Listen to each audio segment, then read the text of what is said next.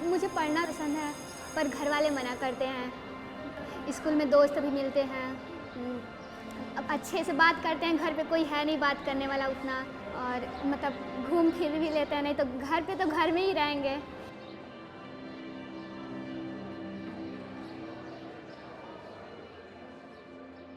और हमारे यहाँ जो बच्चे आते हैं उनका जो पारिवारिक स्तर है बहुत ही निम्न स्तर का होता है। सबसे बड़ी बात तो ये होती है कि जो पेरेंट्स की सोच होती है वो थोड़ी सी पुराने मतलब टाइप्स की होती है। ऐसे बच्चे बहुत ही दबे हुए होते हैं, वो अपने आप को जल्दी एक्सप्रेस नहीं करना चाहते।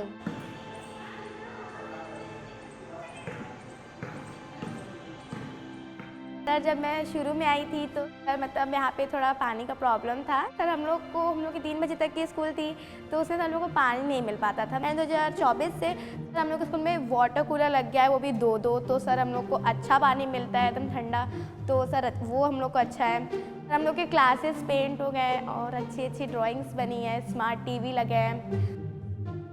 हर बच्चे जो होते हैं कि पढ़ाई में तेज़ नहीं होते हैं, कुछ गेम में भी होते हैं, तो हमारे के यहाँ वो थोड़ा सा दिक्कत था गेम के लिए भी। और सर हम लोग के ग्राउंड में सिलिकॉन प्लेग्राउंड बन गया है तो सर अच्छा लगता है। ये इफेक्ट करता है कि आगे बढ़े तभी हम लोग इतना अच्छा परफॉर्मेंस दे पा रहे हैं मंडल पर, राज्य पर।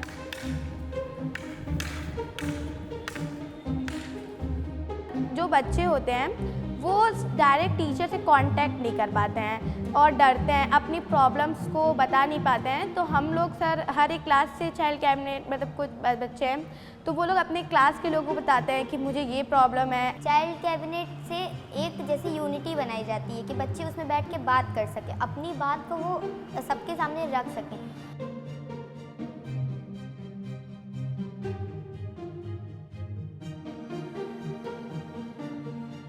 एक छोटा सा अंतर तो यही, पहले ही इस कॉर्नर में, इस कॉरिडोर में ही कोई बच्चा नहीं आता था, अब हम देख रहे हैं कि इस कॉरिडोर में ही सारे बच्चे रहते हैं।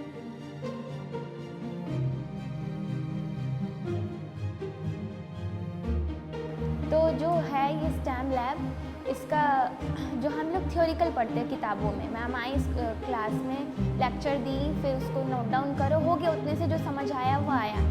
उसके बाद जो स्टेम लैब में है हम लोग प्रैक्टिकल चीज़ें देखते हैं, तो जो पढ़े हैं वो पता चलता है वो वाकई में दिखता कैसा है। पहले क्या होते थे, सारे आंसर्स एक जैसे होते थे, हमने लिखा दिया, बच्चे ने उसको याद कर लिया। अब बच्चा अपनी ही भाषा में अपनी शब्दों को चुनकर अलग अलग सबके आंसर्स होते हैं जो कि बिल्कुल सही भी होते हैं।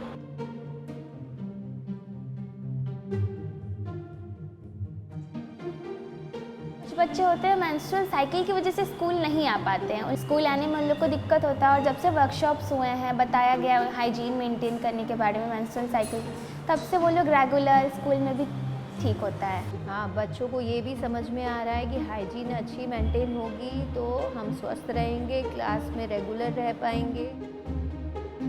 जो 18 साल तक के बच्चे होते हैं, बहुत बार बहुत जगह उन लोग का शोषण किया जाता है। जैसे घर से ही स्कूल आ रहे उतने ही दूर के बीच कोई भी होता है तो छेड़ दिया वगैरह, कुछ भी कर दिया, छू लिया, इधर उधर टच कर दिया, तो ये सब चीज़ें थी जो पहले बच्चे अपने में ही सह के रह लिए, स्कूल में नहीं बताया कि मैम को पता चलेगा तो ये होगा। अब इन सब चीज़ों को बताने से डरते नहीं हैं।